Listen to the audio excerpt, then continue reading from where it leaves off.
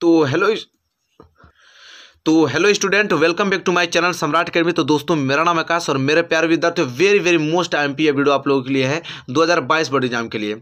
मेरे प्यारे विद्यार्थियों, सब कुछ तैयारी करा रहा हूँ, अच्छे तरीके से हिंदी में तैयारी करा रहा हूँ। ये पोर्शन बच गया था, इसको अभी कंप्लीट करा देता हूँ। संस्कृत व्याकरण एवं अनुवाद, संस्कृत व्याकरण से और अनुवाद से टोटल 8 नंबर के क्वेश्चन आते हैं। पहले मैं दिखा तो दूंगा आपको। आइए यहाँ पे मॉडल पेपर में आइए, देखिए यहाँ पे 10वें का क संधि 2 नंबर के लिए आएगा। फिर आपका विभक्ति 2 नंबर के लिए आएगा। इसके बाद लकार वचन 2 नंबर के लिए आएगा। संस्कृत में अनुवाद आपका 2 नंबर के लिए आएगा। तो 2, 2, 4, 2, 6, 2, 8 ये संस्कृत व्याकरण के पाठ हैं। किसके? संस्कृत व्याकरण के पाठ। और ये 8 नंबर के आते हैं। कितने नंबर के? टोटल 8 नंबर के आते हैं। और मेरे प्यारे विद्यार्थियों, इस वीडियो से 8 नंबर क्लियर हो गया। और अभी परेशान क्यों हो रहे हैं आप लोग? अभी तो मैं आप लोगों को अलग अलग अब तैयार न करा रहा हूँ, बेस तैयार करा रहा हूँ। अभी जस्ट 2 दिन बाद पूरा का पूरा 70 में मैराथन चलने वाला है, 1-1 घंटे 1.5 घंटे की। और 2-3 बार प्रैक्टिस करा दूंगा मेरे प्यारे विद्यार्थी। 2-3 बार देख लेंगे ना तो सब कुछ आपके दिमाग में फिट हो जाएगा। मैं आपको 90% बोला हूँ तो तैयारी करा रहा हूँ ना उस ढंग से। पहले अलग अलग पार्ट को अलग अलग पहले तैयार कर लीजिए। एक बार एक ही बार में पूरा का पूरा मिक्स करके पूरा अच्छे से टॉपिक कवर करा दिया जाएगा। 2-3 वीडियो बना दूंगा पूरा का पूरा क्लियर। इसके बाद कोई दिक्कत ही नहीं होगा, हिंदी में मेरी गारंटी है। मेरे प्यारे विद्यार्थियों, वीडियो को लाइक कीजिए। पहले 8 नंबर यहाँ से तैयार कीजिए। चलिए आइए जल्दी से जल्दी 8 नंबर तैयार। 100% वही पूछा जाएगा क्योंकि संधि है। और संधि में बस 2022 बोर्ड एग्जाम में आपका एक ही संधि है, ईयड़ संधि। क्या है? ईयड़ संधि पूछा जाएगा। ठीक है, 2022 बोर्ड एग्जाम में। तो चलिए देखिए, ईयड़ संधि दिया है। और कौन सा मैं ईयड़ संधि देखिए, टोटल 10 बताऊंगा। 10 से बाहर कभी जा ही नहीं सकता है। ठीक है, 10 आपको बताऊंगा, 10 तैयार कर लेंगे तो ईयड़ संधि का काम खत्म। 2 अंक के लिए आता है। ठीक है, वेरी वेरी मोस्ट आईएमपी है। जैसे पहला आपका स्वागतम। स्वागतम, तो स्वागतम का संधि विच्छेद कैसे करेंगे? हम यहाँ पे लिखे सुधन आगतम। क्या लिखेंगे? सुधन आगतम, सु प्लस आगतम, आगतम। ये आपका क्या हो जाएगा? स्वागतम का संधि विच्छेद, सु प्लस आगतम। ये सब ईयड़ संधि है। ठीक है, इसके बाद आपका है गुरुवादेश। वेरी वेरी मोस्ट टाइम गुरुवादेश। ठीक है, गुरुवादेश होता है यहाँ पे, ऐसे होता है हलंत। गुरुवादेश ऐसे लगता है। गुरुवादेशों के क्या हो जाएगा संधि विच्छेद? गुरु अधन आदेश। मेरे प्यारे विद्यार्थियों, यह सब बनेगा आपकी 100% गारंटी। 10 में से बाहर नहीं आएगा, मैं गारंटी लेता हूँ उसकी। ठीक है, गुरु धन आदेश, इसको बस तैयार कर जाइए। प्रत्येक, तीसरा क्या है आपका? प्रत्येक। तो प्रत्येक, ठीक है, यहाँ पे भी ये ऐसे है प्रत्येक। तो प्रत्येक क्या हो जाएगा? प्रतिधन एक, प्रतिधन एक, प्रतिधन एक क्या हो जाएगा? संधि विच्छेद हो जाएगा। ठीक है, इसके बाद यद्यपि, वेरी वेरी मोस्ट इंपोर्टेंट। ठीक है, क्या है चौथा? यद्यपि। अब इसको कैसे लिखेंगे? यद्यपि का संधि विच्छेद क्या हो जाएगा? यदि धन अपि। क्या होता है? यदि और धन अपि, इसके क्या हो जाएगा? संधि विच्छेद। यद्यपि के क्या हो जाएगा? यदि धन अपि, संधि विच्छेद हो गया। अत्याचार, वेरी वेरी मोस्ट इंपोर्टेंट है। ये बहुत बार एग्जाम में सब कुछ आ चुका है। अत्याचार के क्या हो जाएगा? अति धनाचार। क्या हो जाएगा? अति धन आचार, अति धन आचार हो जाएगा। ठीक है, इसके बाद आपका अभ्युदय, छठवां क्या है? अभ्युदय। अभ्युदय का क्या हो जाएगा? अभिधन उदय। क्या हो जाएगा?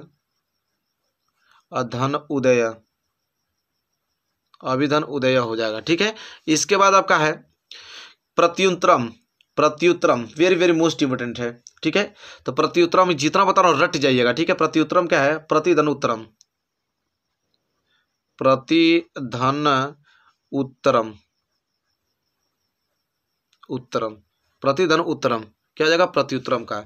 इसके बाद आपका पित्रादेश। क्या है? पित्रादेश, 8वां, वेरी वेरी मोस्ट इंपोर्टेंट, पित्रादेश। तो चलिए इसको लिखते हैं। तो पिता के आदेश का क्या हो जाएगा? पितृधन आदेश हो जाएगा। लिखेंगे इस तरह, पितृ धन आदेश, धन आदेश। ठीक है, कंप्लीट। लाकृति, वेरी वेरी मोस्ट इंपोर्टेंट, लाकृति है। लाकृति का क्या हो जाएगा? ली धन आकृति है। ली होता है ना इस तरह, आकृति है, ली धन आकृति है। ठीक है, आकृति है। Clear, very very most important. और लास्ट आपका 10वां प्रत्येकम, वेरी वेरी मोस्ट इंपोर्टेंट। प्रत्येकम के क्या? प्रतिधन एकम हो जाएगा। प्रतिधन एकम, प्रतिधन एकम। बस ये आपका कंप्लीट हो गया मेरे प्यारे। 10 अगर आपने तैयार कर लिया ना संधि, ईयड़ संधि, पूरा का पूरा क्लियर, इससे बाहर नहीं जाएगा ना। ठीक है, आराम से यहाँ से 2 नंबर आपका पक्का हो गया। ठीक है, चलिए अब यहाँ से आपने देखा संधि हमने क्या किया, कंप्लीट कर लिया, संधि विच्छेद। अब हम देखने वाले हैं विभक्ति देखने वाले हैं। ठीक है, वेरी वेरी मोस्ट इंपोर्टेंट, विभक्ति देखने वाले हैं। शब्द रूप जिसे कहते हैं, क्या कहते हैं, शब्द रूप। तो कौन सा शब्द रूप, वेरी वेरी मोस्ट इंपोर्टेंट, ये भी 2 नंबर के लिए आता है। कौन सा शब्द रूप आपको तैयार करके जाना है 2022 बोर्ड एग्जाम में, देखिए मैं बता रहा हूँ। तो मति का तो पहले आपको याद होना ही चाहिए, किसी कीमत में मति का आपको याद होना चाहिए, वेरी वेरी मोस्ट इंपोर्टेंट है। मति का पूरा लिस्ट याद कर लीजिएगा, उसमें से जो भी देगा। ठीक है, तो मति का पहले आपको विभक्ति डालना है, एक वचन, यहाँ पे द्विवचन और यहाँ पे बहुवचन। और यहाँ पे विभक्ति में प्रथमा विभक्ति, द्वितीय, तृतीय, चतुर्थीय, पंचमी, षष्ठी, सप्तमी और संबोधन चलता है। ठीक है, यहाँ पे तो देखिए प्रथमा में क्या होता है, एक वचन में मतीय, द्विवचन में मतीय और बहुवचन में मतेय। ठीक है, मैं एक बार पढ़ता हूँ, लाइन भाई आप लोग पढ़िएगा। एक वचन है मतीय, मति, मतेय। द्वितीय में क्या होता है, विभक्ति में मतीम, मति, मतिः। तृतीय विभक्ति में क्या होता है, मत्या, मतिभ्याम, मतिभिः। चतुर्थीय विभक्ति में क्या होगा, मत्या, मत्य, दोनों हो सकता है, मत्य भी दे सकता है, मत्य भी आप लिख सकते हैं, मतिभ्याम और मतिभ्य। ठीक है, इसके बाद पंचमी में मत्या, मत्य, मत्याभ्याम, मतिभ्य, बहुवचन हो जाएगा। ठीक है, षष्ठी विभक्ति जो होता है मति का, मत्या चाहे मते दोनों कह सकते हैं, मत्यो मति नाम। ठीक है, इसके बाद सप्तमी में, ये तो षष्ठी हो गया, सप्तमी में मत्याम, मतो, बहुवचन हो जाएगा इसका मत्यो, और अरे द्विवचन मत्यो, बहुवचन मतिसु हो जाएगा। ठीक है, इसके बाद संबोधन क्या है, संबोधन में एक वचन में हे मते, द्विवचन में हे मति और बहुवचन में हे मतेय। ये लिस्ट पूरा का पूरा आपका मति का याद होना ही चाहिए, किसी कीमत में बता दूँ आप लोगों को, बहुत ही ज़्यादा इंपॉर्टेंट है, ये पूरी की पूरी लिस्ट आपको याद होनी चाहिए। तो मति का आपको आई होप क्लियर हो गया होगा, सेम इसी पैटर्न पे आपको चलना है। ठीक है, मति का क्लियर होगा तो आप फल का देखेंगे, क्या फल का, तो फल के लिए ऊपर आप लोग यहाँ पे वही चीज़ आप लिख लीजिएगा, विभक्ति है आपका, एक वचन है आपका, द्विवचन है आपका, बहुवचन है। ठीक है, तो देखिए फल का वेरी वेरी मोस्ट इंपोर्टेंट है। फल में होगा जैसे प्रथमा, द्वितीय, तृतीय, उसी तरह ये भी आप लोगों को विभक्ति चलेगा। ठीक है, संबोधन तक।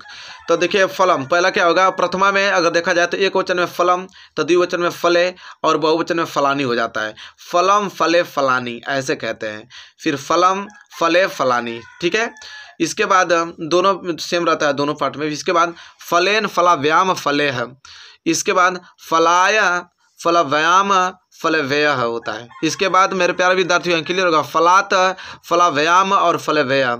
इसके बाद फलस्य, मतलब षष्ठी विभक्ति में फलस्य, फलयो, फलानाम। सप्तमी विभक्ति में फले, फलयो और फलेसु हो जाएगा। ठीक है, इसके बाद संबोधन चलेगा, संबोधन में हे फल, हे फले और हे फलानी। ठीक है, ये किसका चलेगा, आपका संबोधन में चलेगा। ठीक है, तो क्लियर हो गया, ये दोनों आपको नोट कर लीजिए, वेरी वेरी मोस्ट इंपॉर्टेंट है। ठीक है, इसके बाद अगर आपको मोस्ट इंपॉर्टेंट दोनों क्लियर हो गया, लास्ट आपका एक नदी का याद कर लीजिएगा, नदी का। इसके बाद तो फिर नहीं देगा, कहीं से भी नहीं देगा। ठीक है, नदी का याद कर लीजिएगा, विभक्ति, एक वचन, द्विवचन, बहुवचन। ठीक है, प्रथमा, द्वितीय, तृतीय, चतुर्थी, पंचमी, षष्ठी और सप्तमी संबोधन, ये तो जानते ही आप लोग। चलिए आपका प्रथमा में हो जाएगा नदी, नदो, नद, नदीम, नधो, नदीह, नधा, नदीव्याम, नदीभिः।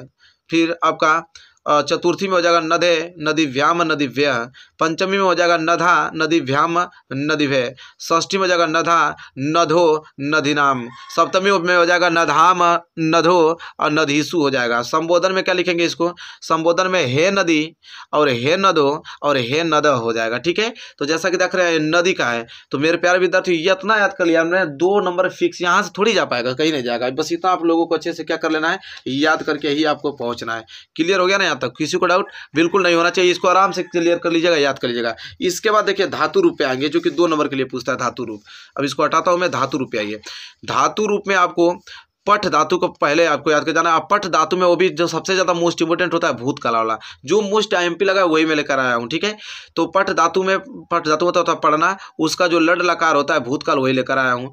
वो आपको हेडिंग डालना अपना पुरुष, फिर एक वचन, द्विवचन, बहुवचन, प्रथमा, मध्यम, उत्तम चलता है यहाँ पे। ठीक है, तो पठ का क्या हो जाएगा, प्रथम में भूतकाल में अपठत, द्विवचन में क्या हो जाएगा अपठताम और बहुवचन में क्या हो जाएगा अपठन। ठीक है, इसके बाद मध्यम में क्या हो जाएगा अपठतम, अपठत। इसके बाद उत्तम में क्या हो जाएगा अपठम और अपठाव और अपठाम हो जाएगा। ठीक है, तो ये आपका पठ धातु का है, लड लकार का, जो कि भूतकाल का। वेरी वेरी मोस्ट आईएमपी है, इससे ज़्यादातर आता है क्वेश्चन, इसलिए इसको पहले याद कर लीजिएगा आप लोग। इसके बाद आपका हस का, हस धातु, हस मतलब होता है हंसना, और हंसना का भी आपका भूतकाल में ही सबसे ज़्यादा मोस्ट इंपोर्टेंट पूछता है। ठीक है, वो लिड लकार होता है। ठीक है, वही लड लकार भूतकाल, वो भी लड लकार वही भूतकाल, तो वही तो होगा। तो लेकिन बस वहाँ पे मत, वहाँ पे आपका था पठ का, यह था हस का। तो वही चीज़, पुरुष मध्यम, पुरुष में आपको मध्यम और उत्तम प्रथम चलता है। ठीक है, एक वचन द्विवचन बहुवचन। तो देखिए प्रथम में लिखेंगे एक वचन में आपका हंसना का अहसत, और द्विवचन में क्या हो जाएगा अहस्ताम, और बहुवचन में अहसन। इसी तरह मध्यम में अहसह, अहस्तम, अहसत। फिर उत्तम में अहसम, अहसाव, अहसाम। ठीक है, ऐसे चलता है हंसना में। ठीक है, तो मेरे प्यारे विद्यार्थियों क्लियर हो गया ना आप लोगों को? इतना अगर पॉइंट याद कर लेते हैं तो इसके बाद आप लोगों को धातु रूप में कोई नहीं, बस इतना याद कर लेंगे तो आराम से खूब करके पेपर चले आएंगे। 2 नंबर आपका बिल्कुल क्या हो जाएगा, क्लियर हो जाएगा। ठीक है मेरे प्यारे विद्यार्थियों, यहाँ तक सारा डाउट क्लियर हो गया। चलिए इसके बाद हम लोग देखने वाले हैं अनुवाद, संस्कृत का अनुवाद देखना, जो कि 2 नंबर के लिए पूछा जाता है। भी कितने नंबर के लिए, 2 नंबर के लिए।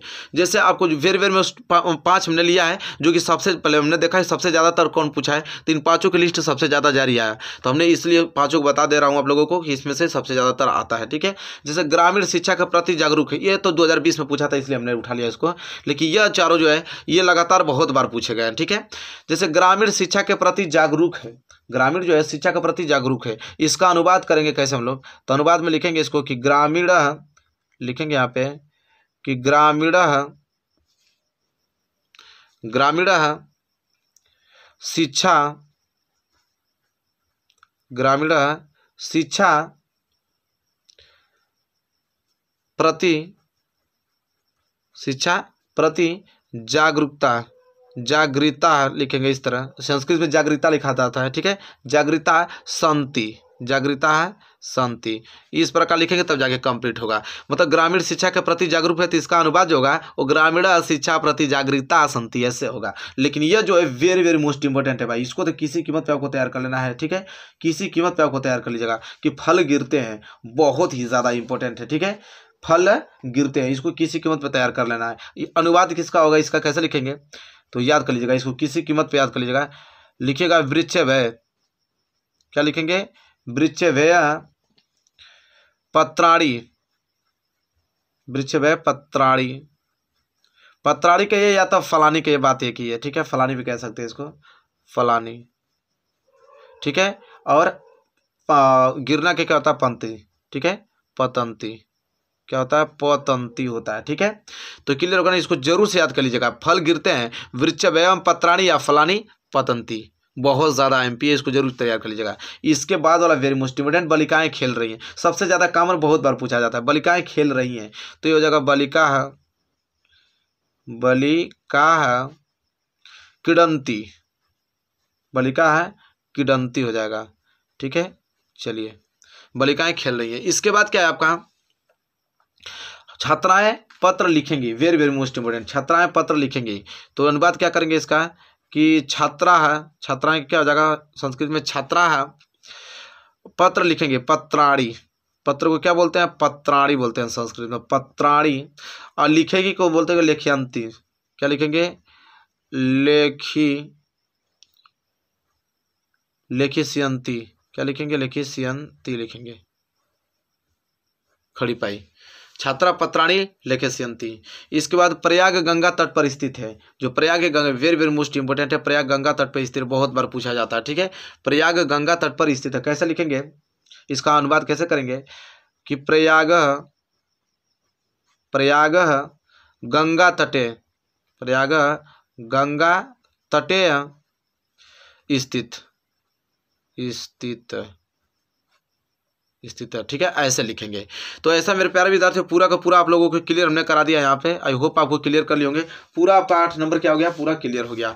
ठीक है मेरे प्यारे विद्यार्थियों, आई होप यहाँ तक जो आपका संस्कृत व्याकरण था, संधि विच्छेद, धातु रूप, ये सब था, तो 8 नंबर पूरा का पूरा हमने आप लोगों को अच्छे से इंक्लूड कराया इसमें, और आई होप आपको अच्छा लगा होगा वीडियो। मेरे प्यारे विद्यार्थी वीडियो को देखने के बाद जितना हमने बताया सब कुछ नोट कर लीजिएगा अच्छे से। ठीक है, याद कर लीजिएगा। तो मेरे प्यारे विद्यार्थी वीडियो आपको कैसे लगी बताइए, वीडियो अगर अच्छी लगी तो प्लीज़ लाइक कीजिएगा, और चैनल पर नए तो चैनल को सब्सक्राइब करके बेल आइकन को प्रेस कर लीजिएगा। और हाँ, आपको मैं बता दूं कि आप टेंशन बिल्कुल भी ना लीजिए, 1-2 दिन में पूरा मैराथन चलाऊंगा अच्छे तरीके से, पूरा 70 में 70 नंबर बिल्कुल क्लियर करा दूंगा। ठीक है, पहले तो टॉपिक वाइज अलग अलग पार्ट में डिवाइड कराऊंगी ताकि उसका कंसेप्ट क्लियर हो पाए और आप अच्छे से उसको पढ़ पाएँ। ठीक है, इसके बाद पूरा का पूरा एक ही साथ खुद 1-1.5 घंटे की वीडियो आ जाएगी, आराम से पढ़ के नंबर अचीव कर लीजिएगा। चलिए मिलेंगे नेक्स्ट वीडियो में, तब तक के लिए धन्यवाद।